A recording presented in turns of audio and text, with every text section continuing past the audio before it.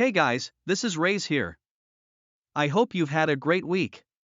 Today I'm doing What If Ash Was Betrayed by His Friends, Part 2. Ash Ketchum is betrayed by most of his friends after a grave tragedy. He leaves Pallet Town with Serena and vows to destroy them on his return. But can he? Will he survive and come back stronger? A bit OP Ash and Serena and a lot of battles. If you like this video and want to see more What If I make, please like and hit that notification. With that out of the way, let's begin this What If. Well, what do you know, we only have 10 days to get ready. Ash announced, grinning. All his and Serena's Pokemon roared. Serena knew what the world was just about to witness. Meowth just smiled. It was time for Ash Ketchum to return. Meowth flashback. Ash and Serena had been walking for almost 2 hours now after fleeing from Pallet Town, and they had now reached the water route that led to Cinnabar Island. They had decided to fly on Charizard and Staraptor to reach Cinnabar Island and then decide their next destination. Ash was almost certain that someone was following them, but every time he looked back, he could not find anyone. After some time, they decided it was time they took a break. Feeling it was the right time, he released all of his Pokemon, so did Serena, and they told them what had happened a couple of hours ago. His Pokemon were so furious that they wanted to tear everyone apart, but Ash calmed them down, saying that their time would come and they would take revenge. All of them were relaxing when suddenly Pikachu heard something and used a Thunderbolt on the nearby bush. Out came a screaming Meowth, who was immediately surrounded by all of Ash's Pokemon. Meowth. So you have come to steal our Pokemon yet again? Ash said coldly. It would be an understatement to say that Meowth was intimidated. No, I am all alone. I wanted to confess something, but I don't know how to tell you, exclaimed Meowth. Why should I listen to a criminal scum like you? You have given me nothing but pain in life. First, you try to steal my Pokemon, try to hurt my friends and me, and then you kill my mother. Tell me, why should I not ask my Pokemon to give you the treatment you deserve? I know I deserve all the pain you want to give me and much more, but trust me, I am the only one who can tell you the truth about your mother's death and every detail of Team Rocket if you want to take revenge on them. At least give me a chance to confront you, after that you can do whatever you want to do with me. Talk. Said Ash coldly without an expression. You know that we have been trailing you for a long time now. When I joined Team Rocket, I was partnered with Jesse and James. We had a few good missions, successful Pokemon captures, but then you jeopardized the Viridian City Pokemon capture mission. After that, you created hindrance in our path a couple of times. Therefore, Giovanni gave us a new mission to follow you, report your activities and keep you out of Team Rocket's way. Nevertheless, you kept on causing problems for Team Rocket. However, when you defeated Team Aqua, Magma, Galactic and Plasma, we took credit for that and Giovanni promoted us, but when you affected our Unova mission, he was furious with us. If we did not terminate you, then he would kill us, that is what the boss said. However, I convinced Jesse and James to follow you and not do anything unless you create any problem. Then in Kalos, you destroyed Team Flare. It seems Giovanni had invested a lot in Lysandra Labs and that incident just sent him over the edge. He ordered us to terminate you as soon as possible, but somehow I convinced him not to kill you but to hurt you by stealing your Pokemon at the professor's lab. Jesse and James gave the idea of burning your house and your mother, as that would cause you to break down. I was shocked and did not want to be a part of it, so he fired me from Team Rocket and asked his staff to terminate me. But Jesse and James somehow convinced him to spare my life. I was let off with the warning that if I gave any information to anyone outside, then the organization would kill me. However, after troubling you for so many years, my conscience told me to warn you about the upcoming attack on your house. I had to do it discreetly, though without Team Rocket's knowledge. I tried my best to inform you about what was going to happen, but it seems you had left the Viridian Pokemon Center early. When I caught up with you, it was already too late. Jesse and James were promoted to the headquarters after this incident and asked me if I wanted to come back, but I have already done enough evil deeds for a lifetime. I decided to never join Team Rocket and was trying to get a chance to confess this to you. Then your friends betrayed you, which even I had never thought in my dreams. You are a good strong trainer, Ash, and I know you want your revenge. I am here asking for a chance at redemption. I want to help you get to Team Rocket. I know every detail about every facility of the organization. In addition to that, I can help you get stronger in many ways. I can be your communicator. Also, I happen to know that you are an aura user, a very powerful one indeed. You just need to learn how to use it, and the best Pokemon to teach you is the Riolu of the Lucario Kingdom, who has an aura much similar to you. You can train yourself and your Pokemon before you decide to take on Team Rocket, and I am here to help you all along. Meowth said. Everybody's anger was replaced by surprise after Meowth's confession. What if it is a scheme of yours? What if you betray us? Asked Ash. I am somewhat responsible for your mother and I feel guilty about that. I can understand your pain, the feeling of losing someone you love the most. I have had my fair share of pain and loss in my life. That pain made me lose my track and join Team Rocket. After all the evil I have done, I want to do some good and live the rest of my life peacefully. I just want to help you, that is all. Will you give me a chance? Meowth replied. Everyone was now staring at Ash, looking forward to his reply. Finally he said, Fine, you can come with us, but if I feel that you have any intention other than what you have just stated, then you can ask Pikachu to fry me with his Thunderbolt or Charizard with his Flamethrower, completed Meowth. Well then let us get going. We have to reach Cinnabar Island before it gets dark, said Ash after thinking for a moment. No one said anything else. Ash and Serena recalled all their Pokemon except Charizard, Staraptor and Talonflame. Ash and Pikachu climbed on Charizard, who led the way, followed by Meowth on Talonflame and Serena on Staraptor respectively. Flashback ends. Next morning everyone started special training. All the Pokemon were training to defend themselves against the attacks. They were weak. Ash was giving tips to everyone on how to counter those attacks. After a long morning session, everyone had lunch and then it was time for some special training for Ash with Mutwo. Ash used his aura to dodge and shield against Mutwo's psychic-type moves and attacked him with his own aura sphere and multiple punches. After training with Mutwo for an hour or so, Ash went to train with Serena. For the past 7 years, Ash had been training Serena along with himself to make her stronger so that she would be able to defend herself in time of need. Every person has a different aura, and thus, she had trained very hard to make use of hers. However, it was not even close to Ash's, but it was still useful for communicating with Ash and their Pokemon. They both used their aura to change their facial appearance when they were in any public place so that no one recognizes them. They had trained to battle by giving commands to their Pokemon through their aura, and with time, they mastered it. It was evening now and all their Pokemon were resting after a hard day's work. Ash, Serena, and Lucario, as usual, were in their meditation session. Every morning before and every evening after practice, they used to meditate in order to make their aura stronger and control it. Lucario and Ash had a very special bond given the fact that Riolu was his first Pokemon after the betrayal. Flashback. After resting in the Cinnabar Island for a day, the gang took a ferry to Sinnoh in search of the Riolu or Lucario Kingdom, as suggested by Meowth. On reaching Sinnoh and resting for some time, they flew to Veilstone City that was nearest to Lucario Kingdom, and decided to walk from there in order to give their flying Pokemon rest. On the way, Meowth told the story of his life to Ash, Serena, and Pikachu. When asked by Ash, he told them how as a child, he witnessed the death of his parents by a group of wild Persians, and that is the reason he could understand how Ash felt at this moment, how he was always starving and was once hung from a tree as a punishment for tripping over a basket of baseballs which he thought was food.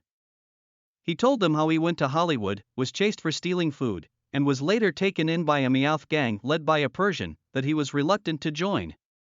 He told them the way he came across a female Meowth named Meowsy and how she rejected him, saying that he was poor and that she preferred humans, which motivated him to make himself more human-like to make her love him. Thus, he taught himself to speak human language and walk upright like a human, but she rejected him again. Hence, he was heartbroken and decided to join Team Rocket as he got the opportunity. Pikachu got off from Ash's shoulder, walked beside Meowth to console him by putting a hand around him, and although Ash and Serena still did not trust him, though they did feel bad for him and his past.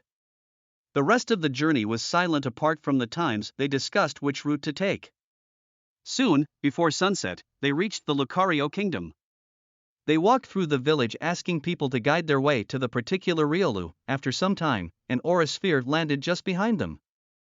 Ash and Pikachu turned around defensively but only smiled when they saw the attacker. Riolu came running and jumped happily at Ash, hugging him when Ash returned.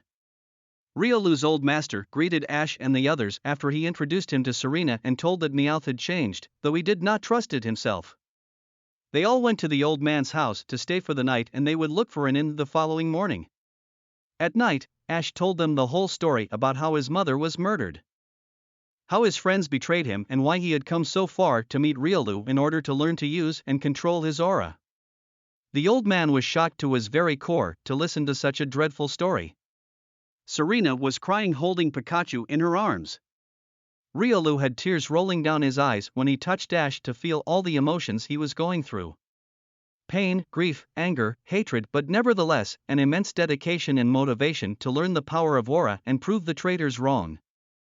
After calming Ash and the others, with a new encouragement, Riolu told Ash that they would train together from the next day onwards. Ash thanked Riolu for trusting and agreeing to help him. He also thanked the old master for letting them stay in his house. With that, Riolu and his master exited the room, leaving Ash, Serena, Pikachu and Meowth to rest. There was one double bed in the room along with two small baskets. Meowth took the one near the window while Pikachu took the one near the bed. Ash decided to sleep on the floor, but Serena sternly argued that he should share the space on the bed with her.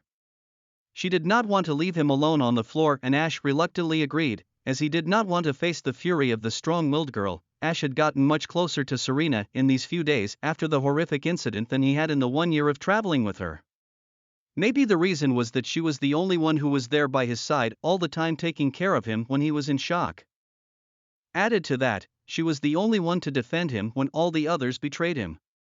He had gotten to know her much better and he knew that she was the only human he trusted at present. Well, Professor Oak was there as well, but it was Serena with him all the way. He was indebted to her. He did not know how to thank her for all she had done, but after going to the bed, he tried. Serena, yes Ash, are you asleep? Given the fact that I am talking to you, I believe the answer would be no. She giggled. Ash realized how stupid his question was, but shrugged it off. I just wanted to thank you for all you have done for me. Ash, you don't need to thank. I know you will say that I don't need to thank you and that all you did was what anyone would do, but you are wrong, Ash said seriously, sitting on the bed and holding her hand. To say Serena was surprised at this gesture is an understatement. Anyways, he continued, you know this too. Not everyone does what you have done for me. At the time I was broken, you stayed by my side day and night making sure that I healed. When my so-called friends betrayed me, you were the one who defended me. You have stuck to me when everyone else thought I was useless. You gave me moral and emotional support at a time when everybody distanced himself or herself from me. You repaired my broken heart and soul. If I am able to travel, to follow my dreams again, it is all because of you. I do not know if I am worth all your efforts and time, but I hope someday I will repay you, although I don't know if I can. However, one thing I can promise is that I will never leave you, unless you want me to of course, and that I trust you with all my life. Serena, now sitting, successfully tried to control her emotions and said, I know Ash, you will never leave me and neither will I leave you. You are the kindest, bravest and most caring person I have seen in my life. Above all, you are my best friend and I will go to any lengths to help you and cheer you up. The day you saved me from the Poliwag, even though we were young to understand then, I knew I will always love you. I mean. All of a sudden, she realized what she had just said and tried to correct herself. However, Ash put his lips on hers to silence her. Serena was too shocked to react. Slowly, he withdrew from the short kiss and said, You don't need to cover up, Serena. I know exactly what you meant. I am not as dense as you think I am. Moreover, I believe that someday, which I hope comes as quickly as possible, I will be able to reciprocate these feelings. He kissed the back of her hand he was holding. Serena's face was red as a rose. Ash added, Anything else you want to say? Yes. Never even try to think that you are not worthy of Ash Ketchum, or I will ask Pikachu to electrocute you with his biggest thunder attack. She tried to sound angry after calming herself. Yes, ma'am, said Ash, smiling and letting go of her hand. Serena giggled at his response. We need to get some sleep. It has been a very long day and we have to start training tomorrow morning. Good night, Serena. Good night, Ash. They both slept facing away from each other, thinking about the adventures and possibilities lying ahead of them. Flashback ends. It was the day before the opening ceremony of the Masters Victory Tournament, the day when the registrations began. Ash and Serena got off from Charizard's back in the nearby forest. Ash thanked him and put him back in his Pokeball. Pikachu was sitting on Serena's shoulder instead of Ash. They were also wearing their full dresses along with the hood to cover their faces. Everyone was aware of the status of Champion Red and top coordinator Yellow as the strongest couple in the history. Red had never lost a single battle ever since he appeared in the fold 5 years ago challenging the Indigo League. In fact, the only time he lost a Pokemon was against Cynthia in their battle for Sinnoh Championship when her Mega Garchomp and Red's Mega Charizard X fainted at the same time, giving Red the much-deserved victory. Yellow's record was even more intimidating, never having lost a single Pokemon in any contest or showcase battle. No one knew exactly where they were from, though their record suggested they were native to Mt. Moon. People recognized them immediately and cleared their way to the entrance of the conference stadium. On reaching the registration desk, they gave their Pokédex to Nurse Joy for registration. Hello, Champion Red and top coordinator Yellow. Greeted Nurse Joy. You can drop those titles, Nurse Joy. Just Red and Yellow are fine. Replied Yellow, sure. Welcome to the Masters Victory Tournament. You both have been registered for the tournament. Here, this brochure contains everything you need to know about the tournament and the conference stadium. Well, it seems Mr. Scott has personally booked one of the deluxe suites for you. Room number 239, there is your key. Hope you enjoy your stay here and win the tournament. Nurse Joy said, handing the keys and brochure over to Red after their registration. Thank you very much, Nurse Joy. Can you please take care of my Charizard? It was a long, tiring flight today. Red said, smiling, of course it would be my pleasure, but it will take around 15 minutes to heal your Charizard. In the meantime, you could check out your room or get something to eat from the cafeteria.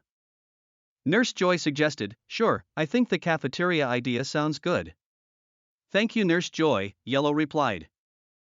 Red and Yellow grabbed a cup of coffee each and a couple of packets of ketchup for Pikachu. After around 20 minutes, they went to the registration desk to pick Ash's Charizard. From a little distance, they saw a large group of trainers standing at the counter for their registrations.